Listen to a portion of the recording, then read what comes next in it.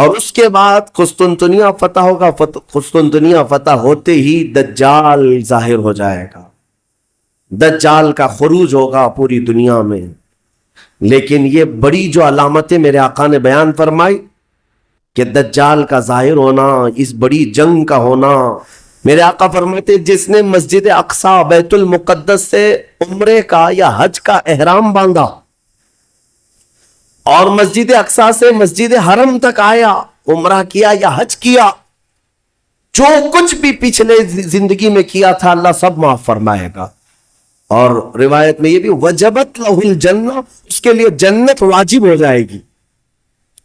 اس سفر کے بارے میں اب سنو، سب کی استطاعت تو نہیں ہے.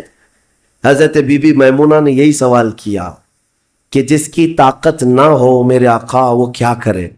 مجھے بیت المقدس کے سلسلے میں آپ کو کچھ بیداری لانے کی ضرورت ہے. آپ یہ اگر سمجھتے ہو کہ ان سے ہمارا کیا تعلق ہے، وہ فلسطین کی بستی میں ہے، ہم یہاں ہندوستان میں. پوری دنیا کے مسلمانوں کا تعلق بیت المقدس سے ہے حدیث رسول کے مطابق، اور آپ کو وہاں کے حالات یوں سمجھ لیں کہ ایسی ہے کہ وہاں بخار چڑھے گا تو پوری کائنات کے مومنین میں بخار آنا ہے. وہاں کے حالات جو بھی تبدیل ہوں گے اس کا اثر پوری دنیا کے مومنین پر ہونا ہے. ہمارا رشتہ وہاں سے مضبوطی کے ساتھ جڑا ہے. وہ انبیاء کی سرزمین ہے. حضور پاک صلی اللہ تعالی علیہ وسلم کی کئی حدیثیں فلسطین اور بیت المقدس کو لے کر کے جو قیامت کے قریب ہونے والی ہیں وہ بشارتیں بھی ہیں. میں تھوڑی سی تاریخ آپ کے سامنے رکھوں میرے عزیزو. آج وہ بیت المقدس جو مومنین کا قبلہ اول رہا، 17 مہینے تک میرے آقا صلی اللہ علیہ وسلم خود بیت المقدس کی طرف منہ کر کے نماز پڑھتے رہے. پھر مدینہ طیبہ میں بیت المقدس کی بجائے قبلہ تحویل ہو گیا خانہ کعبہ کی طرف. اس بیت المقدس میں روایات کے مطابق 30,000 کے قریب انبیاء اکرام علیہ السلام آرام فرمائے. 30,000 کے قریب انبیاء اکرام وہاں پر دفن ہیں. اور قرآن جس کے بارے میں کہتا ہے الذی بارکنا حولہ، سبحان الذی اسری بعبدہ لیلا من المسجد الحرام الی المسجد الاقصی الذی بارکنا حولہ، پاک ہے وہ ذات جس نے اپنے بندے خاص کو، اپنے نبی کو سفر کرایا معراج کا مسجد حرم سے مسجد اقصی تک.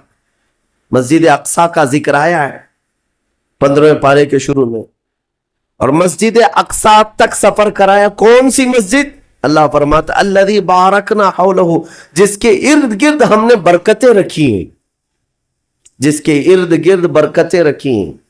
آپ یہ سوچ رہے ہیں کہ بیت المقدس کو جاننا کیوں ضروری ہے؟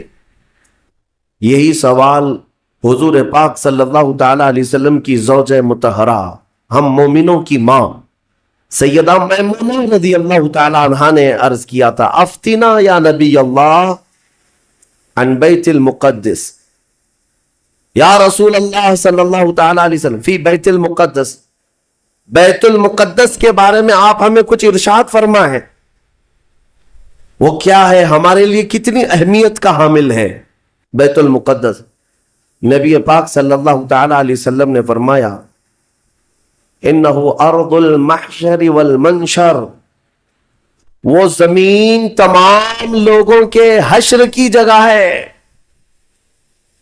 محشر قائم ہونے کی جگہ فرمایا میرے آقا نے. سب کے جمع ہونے کا سب سے آخری جس زمین پر سارے لوگ جمع کیے جائیں گے وہ بیت المقدس کی زمین ہوگی. حضرت میمونہ نے پوچھا یا رسول اللہ صلی اللہ تعالی علیہ وسلم اس کے متعلق کوئی فضیلت؟ فرماتے ہیں میرے آقا صلی اللہ علیہ وسلم من احل بحجت او بعمرت من المسجد الاقصى الى المسجد الحرم غفر اللہ له ما تقدم من ذنبه او وجبت له الجنہ او كما قال رسول اللہ صلی اللہ علیہ وسلم. میرے آقا فرماتے جس نے مسجد اقصی بیت المقدس سے عمرے کا یا حج کا احرام باندھا اور مسجد اقصی سے مسجد حرم تک آیا، عمرہ کیا یا حج کیا، جو کچھ بھی پچھلے زندگی میں کیا تھا اللہ سب معاف فرمائے گا. اور روایت میں یہ بھی وجبت لہ الجنہ، اس کے لیے جنت واجب ہو جائے گی. اس سفر کے بارے میں اب سنو، سب کی استطاعت تو نہیں ہے. حضرت بی بی میمونہ نے یہی سوال کیا کہ جس کی طاقت نہ ہو میرے آقا وہ کیا کرے؟ بیت المقدس نہیں جا سکتا. سنو، اگر اس کی اہمیت سارے مسلمانوں کے لیے نہ ہوتی تو میرے آقا صلی اللہ علیہ وسلم یہ نہیں فرماتے وَمَن لَّمْ يَسْتَطِعْ فَلْيَهْدِ زَيْتَهُ. حضور صلی اللہ علیہ وسلم فرماتے ہیں اگر کسی کی طاقت نہیں ہے تو وہ تھوڑا تیل تو اس کے پاس ہو سکتا ہے، وہ تیل ہدیہ کر کے بیت المقدس بھیجے تاکہ بیت المقدس میں تمہارے بھیجے ہوئے تیل سے اگر چراغ بھی جلایا گیا یہ ثواب اس کو بھی ملے گا، عمرے کا ثواب ملے گا. یہ حدیث پاک میں کہ اگر تمہارے یہاں سے ہدیہ کیے ہوئے بھیجے ہوئے تیل کو بیت المقدس میں کسی نے چراغ میں روشن کیا تو فرمایا گیا اس کے برابر اسے بھی ثواب ملے گا. یہ یوں ہی نہیں میں عرض کر رہا ہوں میرے عزیزوں، اس کی اہمیت کا اندازہ آپ کو ہونا چاہیے. اور قیامت قریب کیسے آئے گی اس کے متعلق بھی حالات یہی میرے آقا نے فرمایا عمران بیت المقدس خراب یثرب وخراب یثرب فتح قسطنطینیہ وفتح قسطنطینیہ ظہور الملحمہ وظہور الملحمہ خروج الدجال او کما قال النبی صلی اللہ علیہ وسلم. یہ سیدنا معاذ بن جبل رضی اللہ تعالیٰ عنہ سے روایت حدیث ہے. میرے آقا فرماتے ہیں بیت المقدس آباد کر دیا جائے گا اور مدینہ ویران کر دیا جائے گا. مدینے کی ویرانی، بیت المقدس کی آبادی ہوگی. بیت المقدس کے ارد گرد بڑی بڑی عمارتیں بن جائیں گی، آبادیاں بڑھ جائیں گی. اور مدینے کی ویرانی، وہ کس طرح کی ویرانی وہ اللہ کے حبیب صلی اللہ تعالی علیہ وسلم ہی بہتر جانتے ہیں. مدینہ زادہ اللہ شرفا و تعظیما، وہ ہمارے دلوں کی دھڑکن ہے، وہ ہمارے آنکھوں کا سرور ہے. اور پھر آگے میرے آقا فرماتے ہیں پھر مدینے کی ویرانی قسطنطنیہ کے فتح کا سبب ہو جائے گی. قسطنطنیہ استنبول کو کہتے جو ترکی کا شہر ہے. حضور پاک صلی اللہ علیہ وسلم نے فرمایا مومنین اس کو فتح کر لیں گے. اور قسطنطنیہ کا فتح ہونا نہیں بلکہ اس سے پہلے ملحمۃ الکبریٰ، ایک بہت بڑی جنگ ہوگی دنیا میں. اس سے بڑی جنگ نہ کبھی پہلے ہوئی تھی نہ بعد میں ہوگی. یہ کس کے درمیان؟ مومنین اور کفار و مشرکین کے بیچ. اس جنگ کی جگہ بھی میرے آقا نے بیان فرمائی، وہ ملک شام ہوگا، وہ دمشق کے قریب میدان میں جنگ ہوگی. تمہارے خلاف لڑنے والے 80 جھنڈوں کے نیچے آئیں گے اور ہر جھنڈے کے نیچے 12,000 کی فوج ہوگی، یعنی تقریباً 9,60,000 کی فوج صرف مومنین سے لڑنے کے لیے حاضر ہوگی ایک میدان. اس میں جو مومنین مسلمان جتنے جائیں گے وہ کتنی تعداد ہے وہ اللہ بہتر جانے، لیکن میرے آقا نے فرمایا پہلے دن 1/3 حصہ میدان چھوڑ کر بھاگ جائے گا مسلمانوں کا. اور حضور پاک فرماتے ہیں وہ پورے روئے زمین کے سب سے بدترین لوگ ہوں گے، ان کی توبہ کبھی نہیں قبول ہوگی.